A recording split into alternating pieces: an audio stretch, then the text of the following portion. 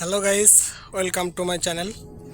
বরাবরের মতোই আজকে আরেকটা ব্লগ নিয়ে আসলাম আপনাদের মাঝে। আজকে আমরা জানবো ইতিহাস সম্পর্কে।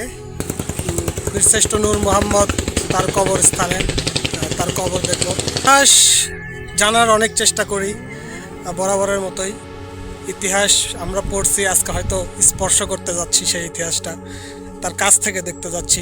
আপনারা সবসময় সাথে থাকুন। আমরা আজকে নতুন করে ইতিহাস জানবো। বীরশ্রেষ্ঠ নূর মোহাম্মদ কবরে যাব, সেখানকার ইতিহাস জানবো, তার সম্পর্কে, তার জীবনী সম্পর্কে আমরা জানবো। আমাদের সাথে থাকুন আপনারা। তো চলুন যাওয়া যাক।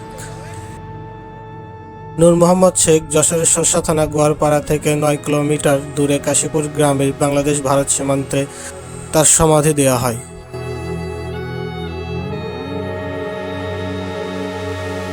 নূর মোহাম্মদ শেখ 1936 সালের 26শে ফেব্রুয়ারি নড়াইল জেলায় তৎকালীন মহিষখোলা গ্রামে জন্মগ্রহণ করেন।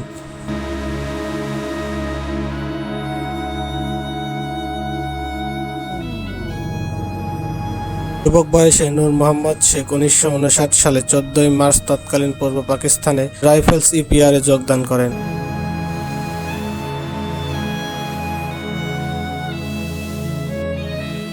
যশোরের গোয়ালহাটি এলাকায় পাকিস্তানি সেনাবাহিনীদের সাথে যুদ্ধে লিপ্ত হন নূর মোহাম্মদ শেখ। যুদ্ধের এক পর্যায়ে সঙ্গীদের জীবন বাঁচানোর জন্য তিনি একাই এলএমজি নিয়ে এলোপাথারি গুলি ছোড়েন।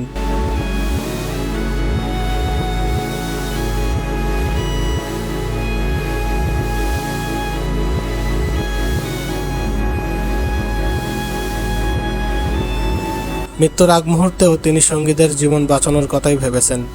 এদিকে শত্রুর গুলিতে ধরাশায়ী হওয়া মাত্র আহত নুন্নু মিয়াকে বাঁচানোর জন্য প্রাণপণ চেষ্টা করেন নূর মোহাম্মদ শেখ।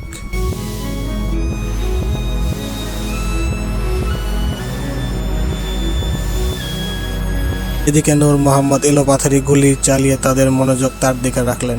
ঠিক তখনই অন্য সঙ্গীদেরকে নিরাপদ স্থানে সরিয়ে যাওয়ার জন্য অনুরোধ জানালেন।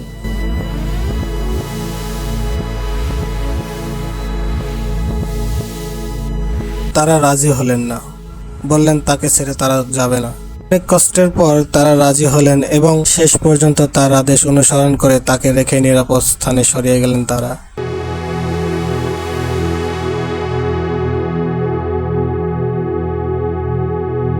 এদিকে সামনে গুলি ছুটতে লাগলেন রক্তাক্ত নূর মোহাম্মদ। এক সময় গুলিতে তিনি গুরুতর আহত হন এবং শাহাদত বরণ করেন।